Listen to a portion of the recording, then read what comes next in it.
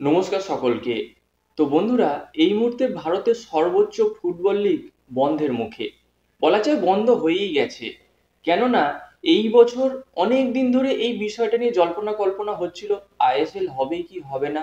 তো এক সময় শোনা যাচ্ছিল যে আইএসএল হবে অক্টোবর মাসে, নভেম্বর মাসে।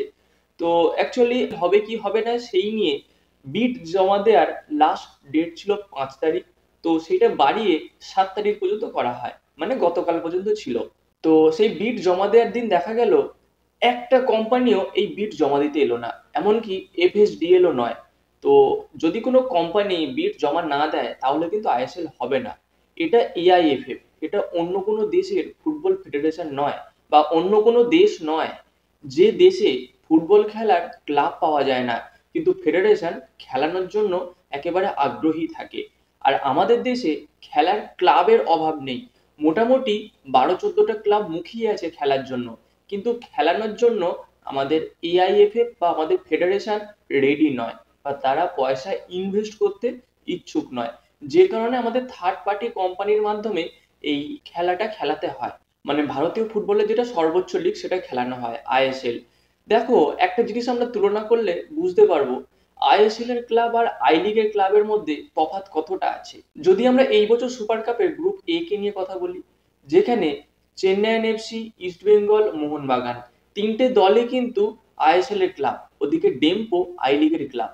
যেখানে ডেম্পো কিন্তু এই তিনটে দলকেই আটকে দিল, একজনের বিরুদ্ধে 0-0, একজনের বিরুদ্ধে 2-2, একজনের বিরুদ্ধে 1-1। তাহলে আইএসএল এ এত বেশি অ্যাড, আইএসএল এ এত বেশি ক্রেজ, আর আই লিগে কোনো অ্যাড নেই, কোনো ক্রেজ নেই কেন? খেলার তফাৎ তো কিছু নেই, কোয়ালিটির দিক থেকেও কোনো তফাৎ নেই। তাহলে রেজাল্টও এক হচ্ছে, তারপরেও কেন তফাৎ? তফাৎটা এইখানেই। এই যেখানে কোম্পানি ইনভেস্ট করছে সেইখানে মানে চাহিদা বেশি, সেখানে অ্যাড বেশি, সেই কারণে মানুষ সেটাকে নিয়ে বেশি লাফালাফি করে। আর যেখানে অ্যাড নেই, যেখানে ইনভেস্ট কম, সেটাকে নিয়ে মানুষ বেশি লাফালাফি করছে না। যে কারণে মোহনবাগানের মতো ক্লাবের প্র্যাকটিসও গেল বন্ধ হয়ে অনির্দিষ্টকালের জন্য। পুরোপুরি যে প্র্যাকটিস বন্ধ এটা তো বলা যায় না বা বলতে পারে না কেউ। যে কারণে তারা বলে দিয়েছে যে যেহেতু আইএসএল হচ্ছে না সেই কারণে অনির্দিষ্টকালের জন্য মোহনবাগান দলের প্র্যাকটিস বন্ধ। তো যদি এখন 1 মাস পরে আইএসএল এর কোনো কথা ওঠে বা আইএসএল হয়, তাহলে মোহনবাগান দল প্র্যাকটিস শুরু করবে। আর যদি না হয় তাহলে শুরু করবে না। তো অ্যাকচুয়ালি এটাও দেখা গেল যে আইএসএল এর জন্যই মোহনবাগান ক্লাব বা মোহনবাগান ক্লাবটা খেলে আইএসএল এর জন্যই, এর বাইরে যেতে চায় না, যে কারণে ইরানেও যায়নি। আর কি বলবো, এইটাই তো এখানে বোঝায়, এর থেকে তো বেশি কিছু বোঝায় না। তো আমার ছোট মাথায় তাই বলে। আর তোমাদের এই বিষয়ে কি মতামত তোমরা অবশ্যই কমেন্টে জানিও।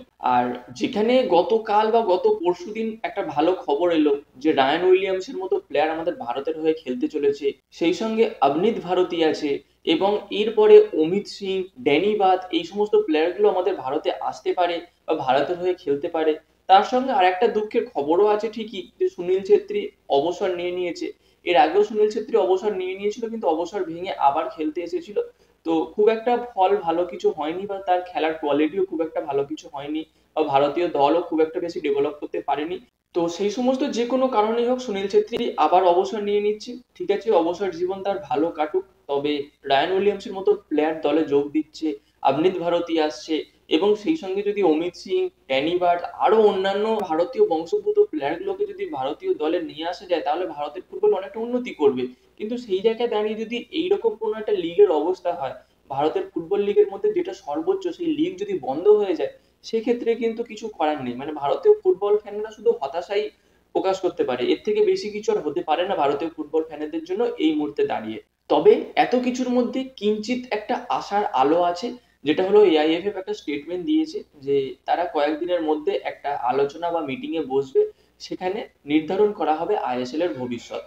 তো দেখো, যদি সকল কোম্পানি বা প্রত্যেক কোম্পানি যদি বিড দিতে রাজি না হয় তাহলে এফএসডিএল কেই আনা হোক, অ্যাটলিস্ট ফুটবলটা হোক। কারণ মানে এতদিন ধরে মানুষ এই ফুটবলটার প্রতি একটা আকৃষ্ট হয়েছিল যে আইএসএল হবে। যাই হোক, যেটা এফএসডিএল যে চুক্তি চাইছে বা যে পরিমাণ তারা টাকা পয়সা মানে ইনভেস্ট করতে চাইছে বা টাকা পয়সা নিতে চাইছে, সেটা করুক। তারপরেও যদি আইএসএলটা হয় তো সেটা ভালো, আমার তো তাই মনে হয়। আর এই বিষয়ে তোমাদের কি মতামত তোমরা অবশ্যই কমেন্টে জানিও।